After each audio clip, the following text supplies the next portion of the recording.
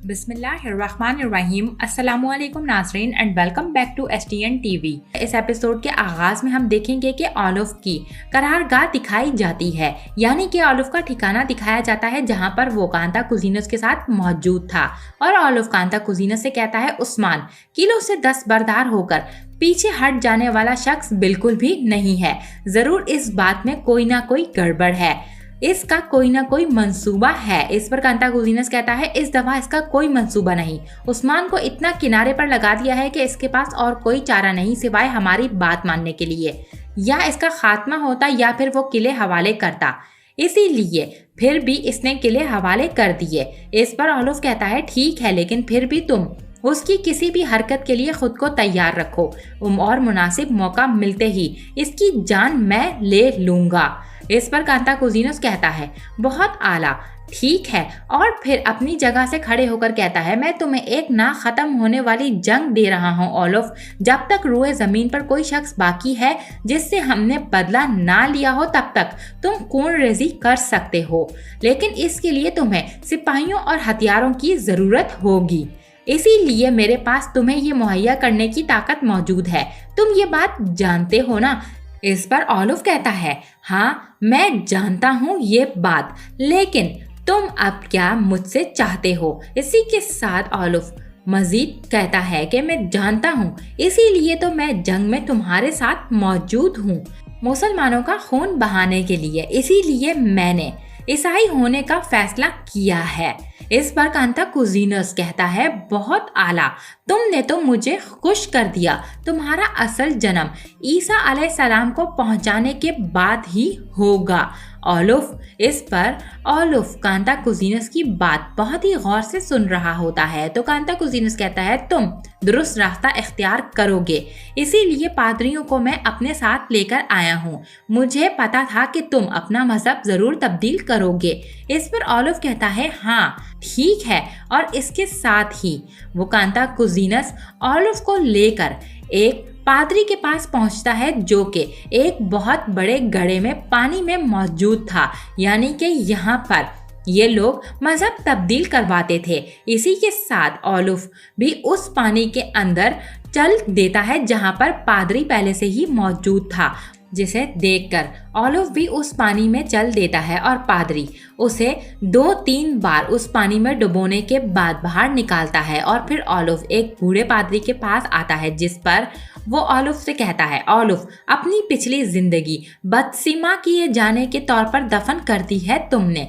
अब तुम्हारा एक और नया जन्म हुआ है, नई जिंदगी में तुम भेजे गए हो। अजीम ईसा तुम्हें बाप बरकत करे।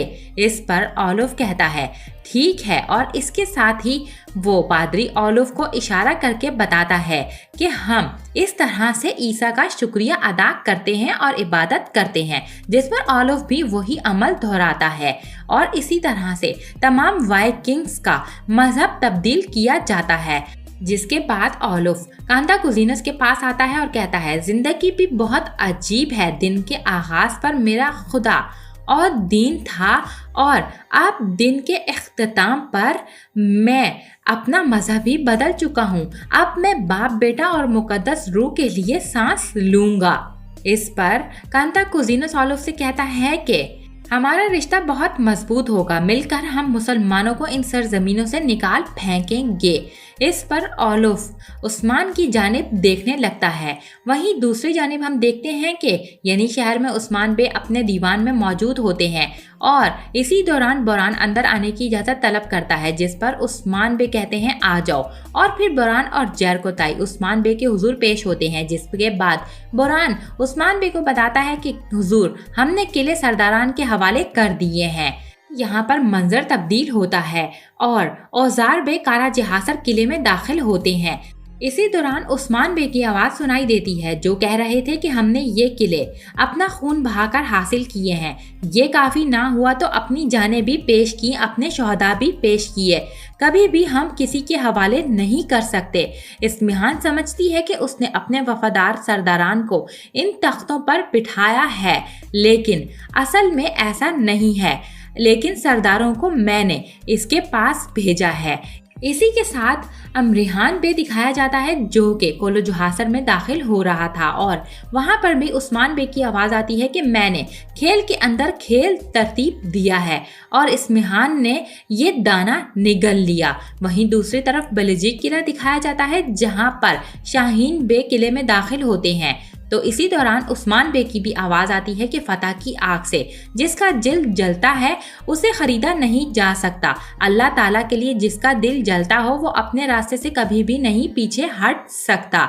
और यहाँ पर तमाम किले सरदारान उस्मान बे की मंसूबा बंदी के तहत ही संभाल रहे होते हैं। यहाँ पर मजीद उस्मान बे कहते हैं कि इस्मिहान की वफादारी का दिखलावा करने वाले सरदारान अब वो मेरे किले संभालेंगे। दर हकीकत हमसे और हमारे मकसद से वफादार हैं। किले हमने हासिल कर लिए हैं, लेकिन वो समझ रहे हैं कि मामला अब भी इनके हाथों में ही मौजूद है। किले अभी भी तुर्कों का ही वतन है। दुश्मन जो मुहिम चाहे करे, जब तक सरदारान वहाँ मौजूद हैं हुक्मरानी हमारी ही होगी। इसी के साथ एक बार फिर से उस्मान बे को दिखाया जाता है जो कि दीवान में मौजूद थे और अपने तमाम घर वालों को सूरत हाल बता रहे होते हैं। इसी दौरान मालूम खातून उस्मान बे से कहती हैं इस्मिहान सुल्ताना इस सब पर बस नहीं करेगी, अपनी नजरें यानी शहर पर भी जमाएगी। इस पर बाला कहती है यकीनन इसने कोनिया के महल से ही ये फैसला किया है। ये काफी ना हुआ तो वो हमारी सरजमीनों पर भी नजरें जमा रही है। ये सब सुनकर औरहान और अलाउद्दीन भी काफी ज्यादा परेशान नजर आ रहे होते हैं। वहीं बाला खातून उस्मान बे से कहते हैं लेकिन ये आंख कैसे निकालनी है हम जानते हैं ना उस्मान बे। इस पर उस्मान बे कहते हैं हर चीज का एक वक्त होता है, हर चीज के लिए एक मुहिम चलाई जाती है। उन्होंने अपनी मुहिम चलाई ही है, अब वो समझ रहे हैं कि हम कामयाब हो गए हैं, लेकिन हमने अपनी मुहिम पहले ही शुरू कर दी है। हम इनके लिए एक ऐसा जाल बिछाएंगे जिसकी इनको खबर तक नहीं है।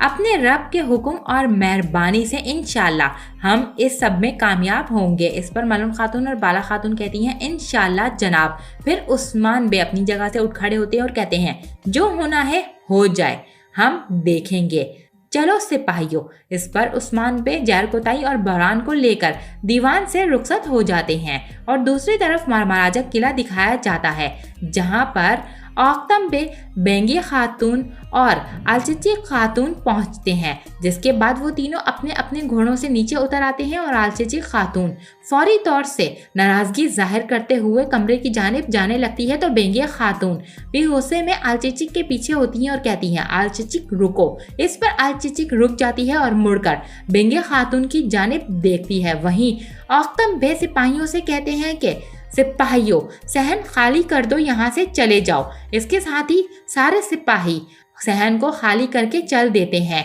जिसके बाद बेंगे खातून आलचिची से पूछती हैं कि अभी भी तुम सिपा सालार पर रो रही हो? हाँ, मुझे जवाब दो। अपनी शादी के दिन लोगों के सामने हमें मजाक बना दिया, ये काफी नहीं था जो अब तुम ये तमाशे कर रही हो? किसके साथ बात कर रही हूँ मैं? जवाब दो मुझे। इस पर आलचिची खातून कोई भी जवाब नहीं देती, बल्कि खामोशी से आंसू बहाए जाती है। तो फिर बेंगी खातून कहती है मैं किससे बात कर रही हूँ? तुम मुझे जवाब क्यों नहीं दे रही? मुझसे किया गया तुम्हारा वादा ये है जो तुमने हमारे साथ किया है। इस पर औक्तम बे कहते हैं खातून बस बहुत हो गया, लड़की की हालत नजर नहीं आ रही। इस पर बेंगे खातून कहती है औक्तम बे। इस पर औक्तम बे चिल्लाते हुए कहते हैं इस बात के लिए ये मुनासिब वक्त नहीं है। इस पर बेंगी कहती है यही मुनासिब वक्त है, बल्कि हमने देर कर दी। अगर ये लड़की हमें कुचल कर चली गई तो सबब वाज़े है, आप जानते हैं। फिर बेंगे खातून आलचिची की तरफ देखते हुए कहती है मेरी तरफ देखो। इस पर आलचिची गुस्से में चिल्लाती है और कहती है वालिदा अपनी बेटी को कब्र में कैसे डाला ये देखना चाहती हैं आप? देख लें और सुन लें। अपनी बेटी का जनाजा देखकर आप लुत्फ अंदोज हों, लेकिन आप ये जान लें कि सारे हादसे के पीछे आप हैं, आपकी ही वजह से ये सब हुआ है। ये सुनकर बेंगे खातून आलचिची पर हाथ उठाने ही लगती हैं तो औक्तम बे उसे रोकते हुए कहते हैं बेंगे रुक जाओ। ये देखकर आलचिची कहती है छोड़ दें बाबा, इन्हें मार लेने दें, मुझे अपना गुस्सा उतार लेने दें। फिर आलचिची बेंगे खातून से कहती है मारिए मुझे, लेकिन थप्पड़ काफी नहीं होगा। ये कहकर आलचिची खातून बेंगे खातून का ही खंजर अपनी गर्दन पर रख लेती है और कहती है मुझे मरने दें, मुझे जिंदा नहीं रहना, मुझे मरने दें ताकि आप मुझसे छुटकारा पालें और मैं भी आप लोगों से बच जाऊं। इस पर बेंगे खातून अपनी बेटी की इस हरकत पर कुछ भी नहीं कर पाती और मजबूरन उसे देखती रह जाती हैं। वहीं अलचिची कहती है लेकिन अगर आपका दिल इस चीज से भी ठंडा ना हुआ तो फिर आप मुझे मार दें और ये कर गुजरें। ये कहकर अलचिची खातून बेंगे खातून का हाथ खंजर पर रख देती है और कहती है आप मुझे मार दें, सिर्फ इसी तरह से आप इत्मीनान हासिल कर सकेंगी। इस पर बेंगे खातून अलचिची को शदीद गुस्से में देखने लगती हैं। वहीं पर अलचिची कहती है जिस दिन आपने मुझे आग तैमूर को छोड़ने और वापस आने पर कायल किया उसी दिन मैं मर गई थी वालिदा, लेकिन अब आप मुझे दोबारा मार डालें वालिदा, दोबारा मार डालिए। ये सुनकर बेंगे खातून अलचिची को एक जोरदार थप्पड़ रसीद करती हैं, जिस पर औख्तम बे भी बेंगे पर हाथ उठाने ही लगते हैं, लेकिन बेंगे खातून औख्तम बे का हाथ रोकते हुए कहती है खबरदार औख्तम बे, दोबारा मेरे ऊपर हाथ हरगिज मत उठाना, क्योंकि जो आप नहीं कर सकते मैंने वो किया है। मैं क्या कर सकती हूँ आप अंदाजा भी नहीं लगा सकते, समझ गए औख्तम बे। इस पर औख्तम बे कहते हैं बस बहुत हो चुका, बहुत हो गया खातून। इसी के साथ औख्तम बे अलचिची को उठाते हैं और वहां से ले जाने लगते हैं, जिसके दौरान एक सिपाही ऐलान करता है औख्तम बे बाइंदर बे आ रहे हैं। ये सुनकर औख्तम बे गुस्से में बेंगे की जानिब देखने लगते हैं और कहते हैं आ जाए वो भी, उसे भी मैं देख लूंगा। इसी के साथ दूसरी जानिब दीवान से तमाम सरदारान चले जाते हैं, जिसके बाद अलाउद्दीन और ओरहान उस्मान बे के पास मौजूद होते हैं और ओरहान उस्मान बे के पास आकर उनसे सवाल करता है कि उस्मान बे आप काई के सरदार हैं, लेकिन आपने ये सब कुछ क्यों किया? हम इन सब शहीदों के खून से सैराब शुदा किले कैसे हवाले कर सकते हैं किसी और के? इस पर उस्मान बे अपने बेटे को कोई जवाब नहीं देते तो अलाउद्दीन कहता है बाबा ना करें, हमारा दिल बहुत दुखी है, हमारा दिल जल रहा है इस सब की वजह से। ये तमाम सरदारान आपके पीछे खड़े हैं, आपको कदम बढ़ाने का कह रहे हैं, लेकिन आप किस लिए रुक रहे हैं बाबा, मुझे बताइए। इस पर उस्मान बे ओरहान और अलाउद्दीन से कहते हैं मेरे बेटो मेरी बात सुनो, हम लोग रुक नहीं रहे, हम अभी मसलिहत के लिए काम कर रहे हैं, क्योंकि हर चीज का एक वक्त मुकर्रर है। वक्त आने पर तुम सब चीजें समझ जाओगे कि मैं ऐसा क्यों कर रहा हूँ।